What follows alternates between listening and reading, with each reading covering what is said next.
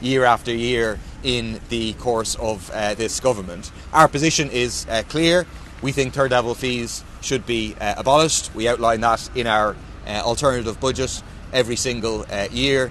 We should have free third level education in this country, as we have, or supposed to have, free primary education and free second level education. Second point, one of the issues we'll be raising on order of business is a demand that the government has a debate and schedules a motion about Ireland's participation in what's called SAFE, this programme to borrow 150 billion euros on an EU basis, to then hand that money over to the EU armaments industry. This is part of the so-called Rearm Europe project, which is part of this global new arms race, which is going to see massive expansion of the amount of money countries are spending on the military. It can't be kind of separated from the NATO agreement to go to 5% of GDP on military expenditure. This is part and parcel of that. And contrary to what the government is saying, that it's about getting kind of good value for money in what Ireland is buying. No, this is not about good value for money. This is about money to the EU armaments industry. The key condition under which you can access these loans, which will have to be paid for, is that 65% of it is being spent on the European armaments industry. So these are big French companies, big German companies, big Italian companies that are making money from the increasingly unsafe world that we are living in. And it's outrageous that the government, that when Rearm Europe was introduced, the government said that they would engage constructively, not that they would join in. And yet now they're going to participate in SAFE, which is a part of Rearm Europe, which explicitly Ursula von der Leyen said this is about strengthening the European armaments industry. So at the very, very least, we need to have a debate and a vote in the Dáil about whether Ireland should participate in this. Thirdly and finally, obviously the genocide in Palestine continues to worsen. People probably saw the pictures from yesterday at the cafe in Gaza, where over 30 people were killed. In total, I think at least 74 people were killed in Gaza yesterday. Unfortunately, that's kind of the regular numbers. People being shot down every single day while queuing for food under this so-called Gaza Humanitarian Foundation, which is using aid as a weapon of war to pursue ethnic cleansing and to slaughter people when they're queuing for food. So the genocide worsens. It is armed, supported, financed by the big Western powers, and yet some of those Western powers are less focused on stopping this genocide, of pressurising Netanyahu and the Israeli state, but instead on policing the language of artists and musicians. I have to say, I got a push notification after Glastonbury on Saturday, saying, the police are going to investigate. Police have opened an investigation into NECAP again. This is the third investigation into NECAP and into Bob Vylan. Just incredible that the British state is more interested in criminalising artists that speak out against genocide, that speak out about the genocidal institution that is the IDF, rather than the actual genocide that is happening, the slaughtering of well over 50 people, basically every single day in Gaza. And that should be our focus. Obviously this week, the committee hearings on the Occupied Territories Bill, or the kind of revamped Occupied Territory Bill, starts. For us, a bottom line is we need to include services. There's no legal justification has been presented. They've said there's a legal justification, but they haven't presented it yet in terms of the cutting out of services. So we'll hear what they have to say in terms of their justification, but the opposition will be pushing very, very hard for the inclusion of services, which make up a majority of our trade internationally, and which are covered by the International Court of Justice ruling, which says we should have no economic relationship, no trade relationship, no investment relationship with the illegally occupied territories. Were you disappointed the Minister won't be in the committee this week to talk those issues through? Yes, I am. I mean, what's interesting is that the Minister is, there is a difference of tone between Simon Harris and Micheál Martin on this, where Micheál Martin is pretty dismissive anytime you ask questions about including services. He was pretty dismissive last week when either Ruth or I can't remember which of us was it that asked about it. He was really dismissive, or actually maybe Catherine Connolly asked about it.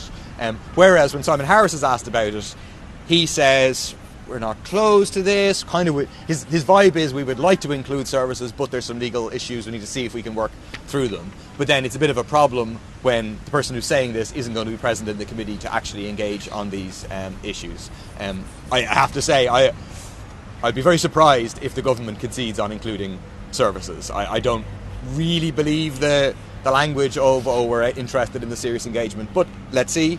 But the ball is very firmly in the government's court on this one. Were there people for-profit involved in the talks for an opposition joint candidate in the presidential election? Is that idea now dead, or where is it at? No, I read all these stories saying that this new candidate is going to be a candidate or this idea is dead.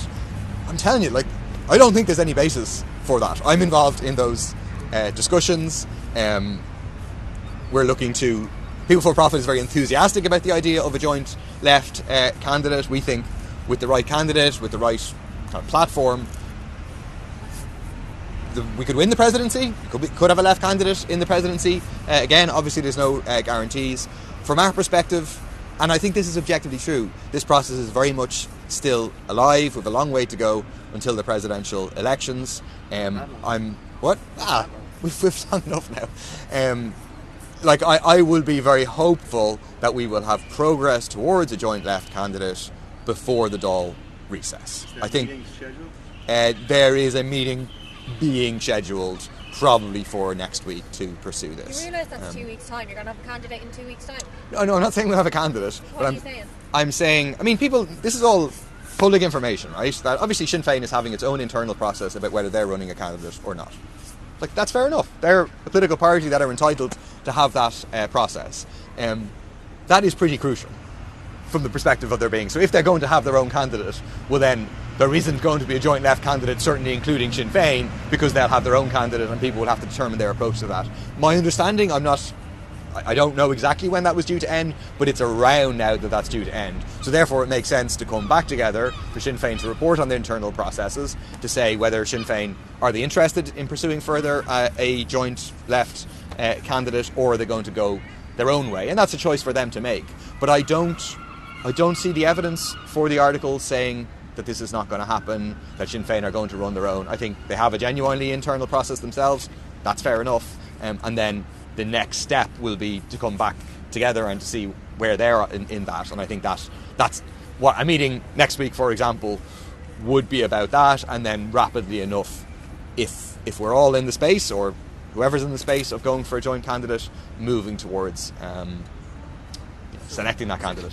Just to clarify, yeah. You're currently trying to organise a meeting next week about this, but nothing's set. Yes, but this is not this is just people talking, saying, yes, we need to have a meeting.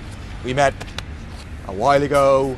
And then, and again, all this is open, is that, Sinn Féin has their own internal process. So while that's going on and they're deciding whether they're going to run their own or not, there wasn't really a point in us meeting a bunch to talk about it.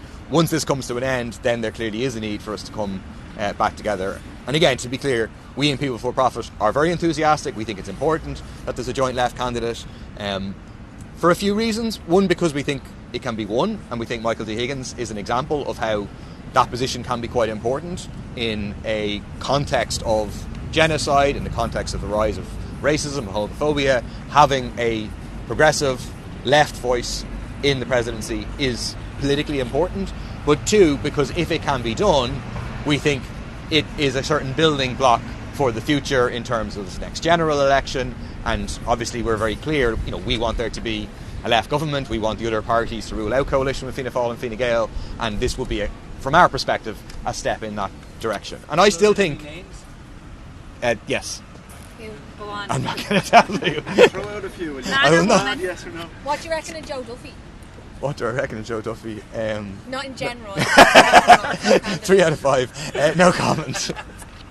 No comment, so that makes it sound like you're looking at him. No comment on Joe Duffy. Okay. Maybe Anyone sports else? Captain Connolly now that perhaps Slack has withdrawn her name. I mean, look, I'm not going to get into names. We've been explicit in terms of the meetings we've had not to get into names, because I don't think it's helpful to have a big... Well, it might not be helpful to you, but... It might be helpful to you for your stories. But just on the names, sorry, Yeah. have you you say you floated a name, or names, have you got candidates that would be willing to run, or is is it more like blue sky thinking, here's some that we might ask?